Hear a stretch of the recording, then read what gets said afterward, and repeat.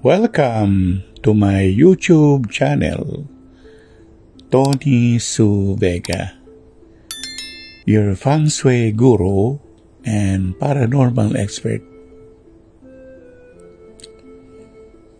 Bago tayo magpatuloy sa ating content, nagpapasalamat tayo sa mga subscribers natin, followers, likers, at lahat ng mga tumatangkilik sa ating YouTube channel, Tony Su Vega.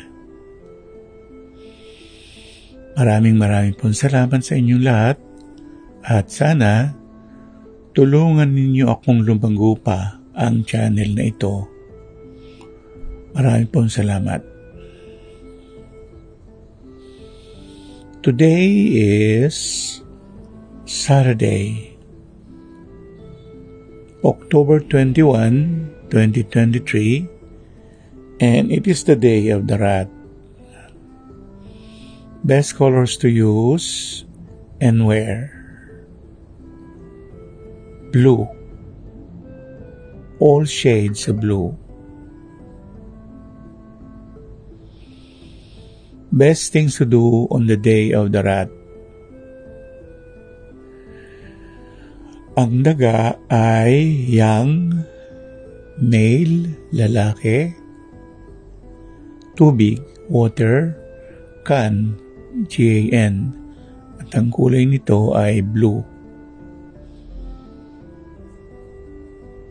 Ang mga activities na pwedeng gawin sa araw na ito ay pwede yung pagpapawis, pwede yung pagpunta sa karagatan o sa bay o isang malaking bahagi ng tubig.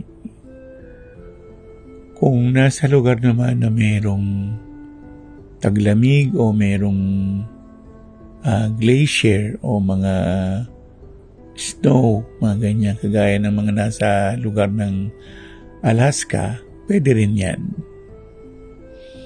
O pagkain ng mga tubig na liquid-based na pagkain lang, kagaya ng halo-halo, kape.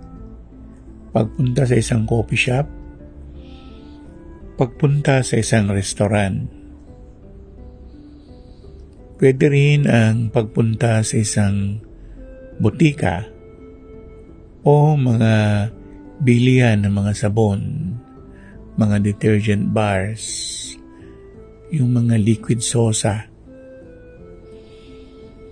Napakaraming pwedeng gawin sa araw nito ng daga. Bukod dun sa tubig, pwede rin yung pagbungkal ng lupa, pag-aayos ng mga plato o mga kainan na yari sa losa o porselana.